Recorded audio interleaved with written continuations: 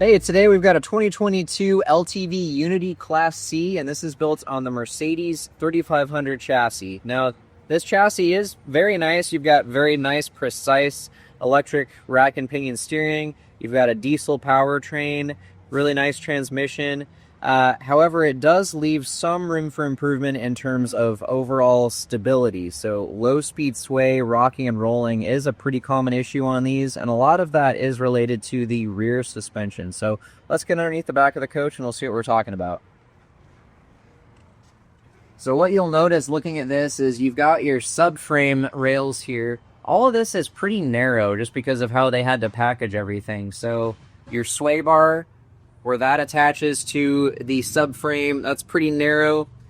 Same with your shock absorber location there. So what this means is when you're having this rocking and rolling happening, you're just not getting a lot of movement out of these components. So your shocks, they're not being compressed or extended any more than about this much. So you really need a good strong shock to cut down, to dampen out that rocking and rolling. But you also don't want one that's too stiff, too strong, give you too stiff of a ride, because you already do get a fairly firm ride from this leaf spring rear suspension. The other thing with the anti-sway bar is that by the same token, when you're having that rocking and rolling, you're not twisting that bar very far. And with an anti-sway bar, what really controls how much force it's exerting is how far it's being twisted, not to mention the diameter of the bar itself. Now, we can't change where the sway bar connects on the frame, but what we can do is increase its diameter. So that is going to increase the strength of the bar, increase the resistance to rocking and rolling. This bar is 1 3/8 of an inch diameter, which is actually better than what they used to have. Up to about 2018 was the last year of 1 1/4. Mercedes upped it to 1 3/8. That 1/8 of an inch increase did gain them about 30% more resistance to rocking and rolling.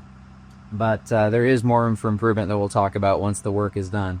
The last thing I'll point out on here is that to locate this rear axle, you're relying on these long leaf springs. You've got these shackles that all of this has some flex, some give in it. And that can cause you problems when you're out in strong winds, crosswinds, passing trucks, because all that side force is going to act on the side of the coach.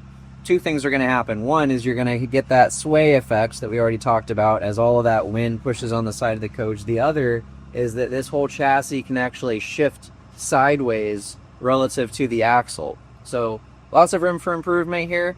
We'll get the work done and then we'll check in afterward. Now we've got some upgrades installed. We've got our SS701 rear track bar, our SS110 rear sway bar, and our SS88 1889 SuperSteer adjustable rear shocks. So what are all these things going to do for us? Well, first, our rear track bar, that's going to control the lateral, the side-to-side movement in the rear axle. And you can see how on the one side it anchors to the axle, the other side connects to the frame. So it lets your axle move up and down, but controls that side-to-side movement. Our SS110 rear sway bar, this is 1/8 of an inch larger diameter than the factory 1 3/8 inch bar. And as I was saying, up until 2018, Mercedes only used an 1 1/4 diameter bar. So you can use this same bar on those coaches. There you're gaining a full 1/4 of an inch additional diameter. That's 60% more strength in those cases. In this case, we're getting 30% more strength, more roll resistance out of the bar. This is a heat-treated bar. And we've also gone to double-shear shackle style end links that are heavier duty than the factory ones, so much stronger connection. In the front here, we've got our SS88 1889 rear shocks. So these are manually adjustable rear shocks. We've got another video showing the installation on those, as well as some recommendations on where to set them to. These are all very doable DIY installs. We're actually going to have a video showing you how to do the sway bar and track bar at the same time. And as I said, we've got that video showing the shock install as well. Hope all this information was very helpful to you. Again, we encourage you to check out our website, supersteerparts.com. We've got our new chassis solution center that gives a lot of details on the Sprinter chassis as well as other motorhome chassis as well. Also, you can call us 888-898-3281 or email sales@supersteerparts.com. And please don't forget to like and subscribe if this was helpful, if you want to stay in touch for more content. And until next time, we want to wish you safer and happier driving.